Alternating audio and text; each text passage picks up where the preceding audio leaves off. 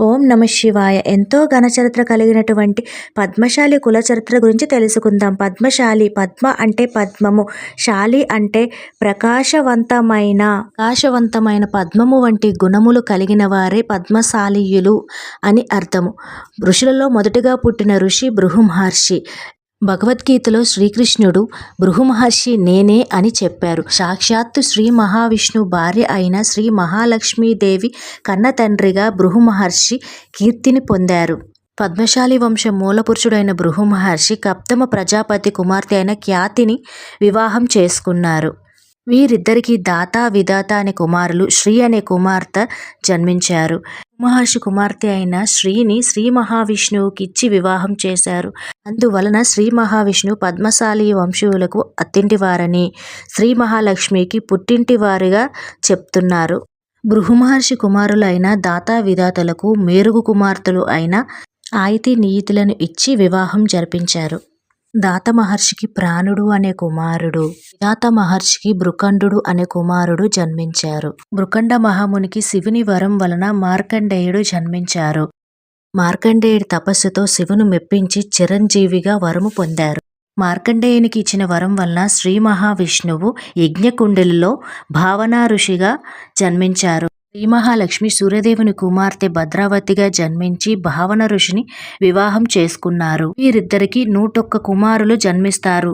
వారి వారి పుత్ర సంతానమే పద్మశాలీలు. ఇంతటి ఘనచరిత్ర కలిగిన వంశము పద్మశాలి వంశం. దేవతలకు ప్రీతికరమైన వారు పద్మశాలీయులు. శ్రీహరికి అత్తింటి వారిగా, శ్రీ మహాలక్ష్మికి పుట్టింటి వారిగా, మాతృవంశమున్న సూర్యునికి మనవలిగా, పితృవంశమున్న బ్రహ్మనికి మనవులిగా పద్మశాలీలకు ఈ ఘనకీర్తి వచ్చింది.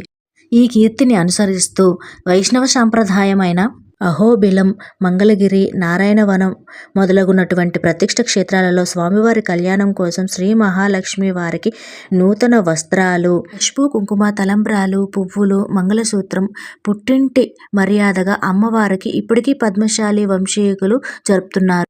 దీనికి ఒక ఉదాహరణలో భాగంగా పూర్వం తిరుపతిలో పద్మశాలీలు దేవంగులు లక్ష్మీదేవి మా ఇంటి ఆడబడుచు అంటే మా ఇంటి ఆడబడుచు అంటూ గొడవ పడుతూ ఆ ప్రాంతాన్ని పరిపాలించి పురుషోత్తమరాయలు వారి వద్దకు పరిష్కారం కోసం వెళ్లారు.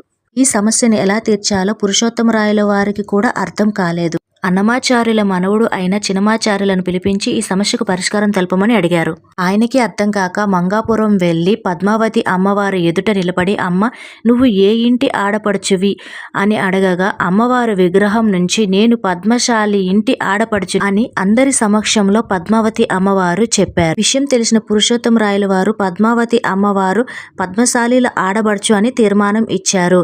పద్మావతి అమ్మవారే స్వయంగా సాక్ష్యం చెప్పినందువలన పద్మశాలీలు రాసి ఇచ్చిన తాళపత్రము పురుషోత్తమరాయలు వారు సేకరించారు. ఇంతటి ఘనచరిత్ర కలిగిన పద్మశాలీలు ఋషి పరంపరకు చెందినవారు. పద్మశాలి వంశ మూల పురుషుడు భృగు మహర్షి కనుక పద్మశాలీలను బృహి వంశీయులని కూడా అంటారు. పూర్వము బ్రాహ్మణులతో పూజింపబడిన వంశము కాబట్టి బహోత్తములు అని బిరుదు కూడా వచ్చింది. కాబట్టి పద్మశాలీలు బహోత్తములుగా ఉండాలని కోరుకుందాం.